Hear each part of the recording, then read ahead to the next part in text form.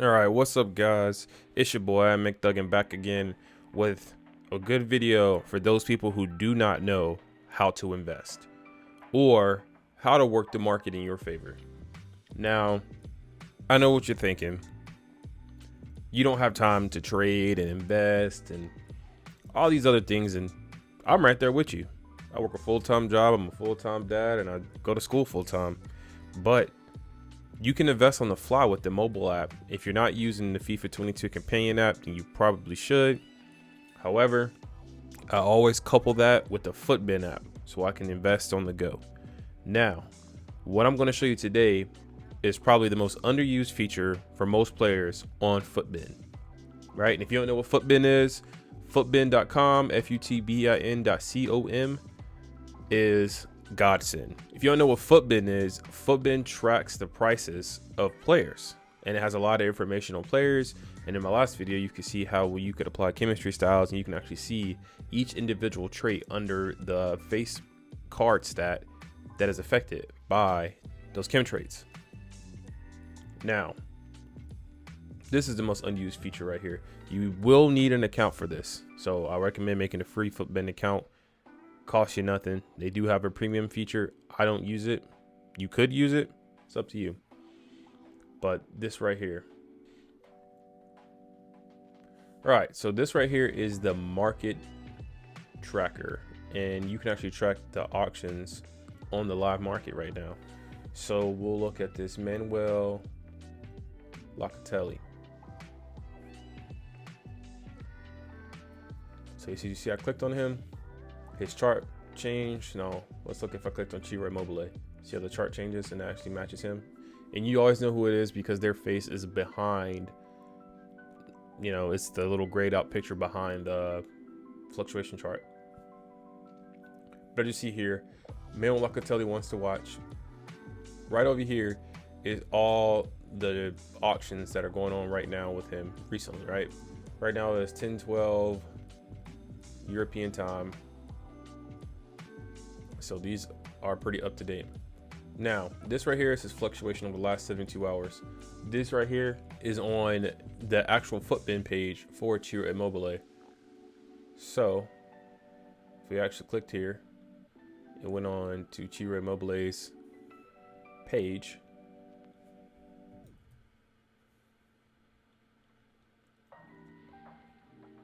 This graph is right here, right? And so this is the hourly graph, this is the daily graph, and you can set it to what you want. Just under the tracker is set for the last 72 hours, but you can also change that here, right? You change it to daily. So right now it says right here, September 22nd, he started at 29,000 coins and he dropped drastically to yesterday at 11,500 coins. And in here you can track his actual live fluctuation chart, and you know, a lot of people don't know how to read this, so I won't get into that. It's a whole separate video. But here you can check his daily trends. And so right now from October 1st he was 12,000 coins. Here he's 11,000 coins, and as you see, you can see the dip and the slight, you know, uptick. Now over here it says, okay, this is Manuel Locatelli. I bought 2 cards at an average price of 11,750 coins. So my unrealized profit and losses is minus 1,175 coins. I slightly invested into him. Maybe he gets into team of the week, maybe he doesn't. But one-to-one trading is a whole nother concept in its own right, and so I won't get into that either. This is just here to explain how this changes the game when investing. A very big one right here. So I made the mistake of investing into Wijnaldum into early access, right? So, and I only bought 2 cards. I'm pretty sure I bought 3, but I kept one for myself. At 22,000 coins, his lowest buy now right now is 7,000 coins. So with those 2 cards, I have 15,600 coins with a net profit loss of 29K, and that's okay. You don't always win these games. So right now I'm losing 66% profit on those 2 Genie Wijnaldum cards.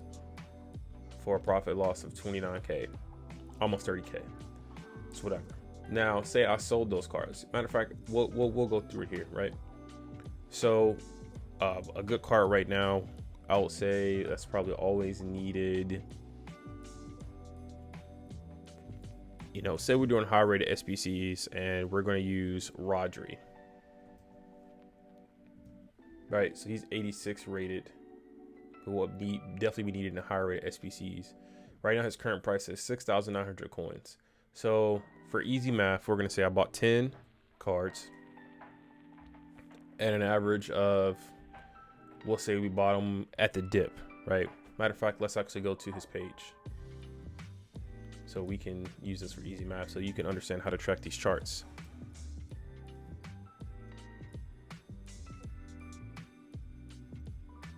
So we'll say we bought him for, his lowest has been 5,250. So we'll say that was the average buy, right? And the average buy is how much you've spent on average of all the cards. So we'll say 5,250 cards.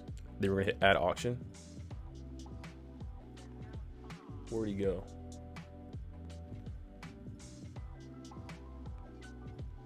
Oh, down at the bottom.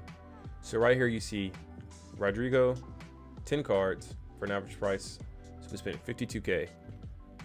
Our unrealized profit is 13,000 coins for an average price per card of 1,305 coins.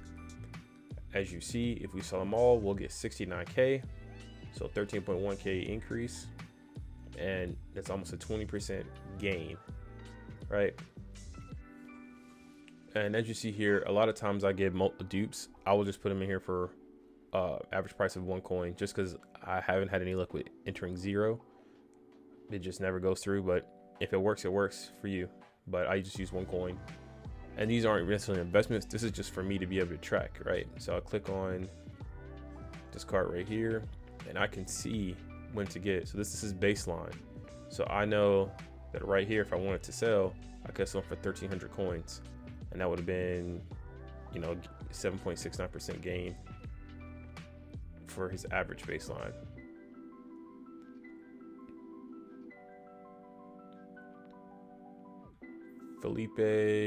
I'll tell Felipe Anderson, I'm tripping.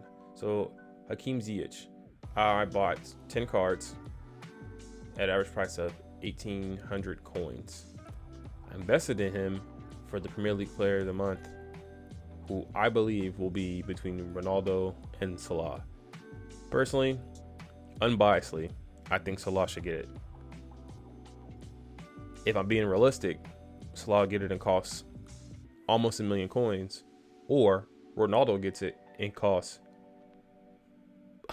higher than his gold card, higher than his one to watch card at this point. Actually, it'll be between his gold card and his one to watch, so we can settle that at about 2 million.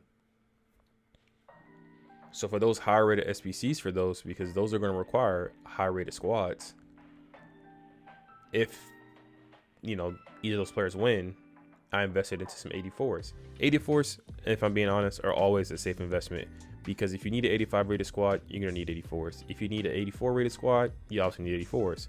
If you need an 83 rated squad, you can use those 84s along with 82s to bring that average to 83. Same with, you'll never need an 81 rated squad unless it's like a really low player. SPC, I hardly have ever seen those, but you know, in case you ever do, 84s can go as a baseline in either higher rated SPCs up to like the 88 and 89 level, and you can go down to the 83 level. 84s in Premier League, League One, Serie A, La Liga, Bundesliga. Good links are important there, because what will happen is people will use a Bundesliga central midfielder. Okay, who are you going to link a Swiss midfielder to? It's going to be a hard link, but you can link other Bundesliga players. The problem with that is it brings the price of the SBC up. You have to use the same league, and that's not to say that that's bad. It does happen though. It's best to use a strong nation link. And don't quote me on this. You know, I'm no expert at this, but this is just what I've seen since I've been using the market tracker and have been doing SBCs. I've always seen nation links go best. ZH obviously is not the best nation link, but he was one of the cheapest 84s at the time that I've seen. Rodri, Spanish, EPL. Rodri's the best investment you're going to ever get because he can link to multiple leagues. So pretty safe investment. Like I said, 86s are a little bit more of a risk at this point in the game. There shouldn't be too many extremely high rated SBCs, but so Rodri is a really good investment too because he's an 86, he's Spanish, he's EPL. He links to all the EPL players, he links to all the Spanish players. So you can link them to higher rated 84, 85 Spanish players in other leagues. You can also link them to their cheaper 84s, 83s from their leagues. And that's how that kind of works. Now, 86s are right now a good investment because they're pretty cheap. But you know, you never know what to invest in, and I think that's the problem with most people. For player of the month, you want to invest in players in that league, also maybe even the nation link, right? So let's be real. If Ronaldo wins, you may have to do a Portuguese team. So it's good to get some cheap Portuguese players. Pepe, man, I don't even know. Diego Jota, those are some good players, especially Diego Jota because he links EPL wise. Bernardo Silva, who I don't think is that cheap right now. I'm not 100% certain. I haven't been tracking him. But you want to get those cheap, high-rated Portuguese players. But you also want to get those cheap, high-rated EPL players. And if we're being real here, it's Ronaldo. So we're going to have to do a La Liga SBC. We're going to have to do a Serie A SBC. So with that one, a safe investment is multiple leagues there. But it's not certain that it is going to be Ronaldo.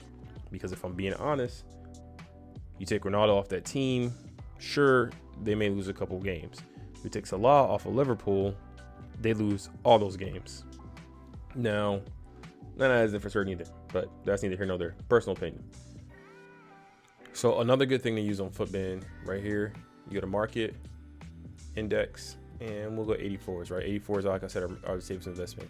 84s are up 97.45, so up almost 8% price-wise, because I think of this Pedro SBC. And what do you guys think about that Pedro SBC? You drop a comment below and tell me if you're going to do him. If not, I personally think he looks pretty well. Just that split pace looks odd to me. So you kind of have to use a 100 on him. And to me, that just takes away from any other Kim style you would like to use. But here you see the top up, right? So right now, Diego Aspas, Ilicic, Tielemans, PK, Trippier, and the likes are all highly sought after 84s, and these prices are going up, right? So Guerrero went up 12.5%, Savic went up 12.5%, Ibrahimovic went up 12.5%. These are the cards you kind of want to get in when they're low, right? So I think Guerrero is great. He's Portuguese, he's Bundesliga. So, you know, what I can do here to my tracker, if I want to track him over the next 72 hours, is add a new trade. So search him here. This is how I use it. People using this way, but right now his current price is 1,800. So what I want to do is get him when he's lower. So, you know, we're just gonna say, oh, excuse me, one card, and we're gonna buy him for 1,800. So what I want to do is get him when he's lower, right? So I want to track this card to Oblivion. So right now this is a change, right? So 1375 for me is a good buy-in. That was on the 5th at 12 a.m., which was obviously last night. So right now his price is going up. As you see, it went down right here to 1,500 coins. Anything you want to go 100, 200 lower when we're talking of 100 values, and 1 to 2,000 lower when we're talking those 20, there's 10s, 20,000s of value. So if a card, for instance, this Rodrigo Wijnaldum was 24K when I bought it. So I bought the cards at 22K, as close as possible as I probably could. You can do buy it nows, and you can do catch them off bids.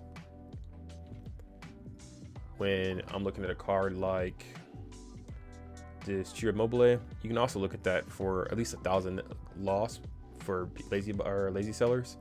But realistically, what you want to do is, if you know he's going to go up, you want to get that at about 300 to 400 coins off. And that's just me, right? Everybody has their own thing, but right now I was sitting at about 600k, but I made a couple investments that hopefully pay out pretty well.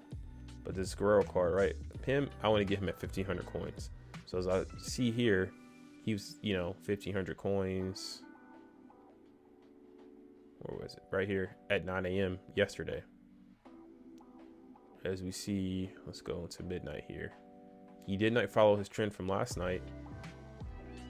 And by last night, I mean the 5th of October, where he was 1300 coins.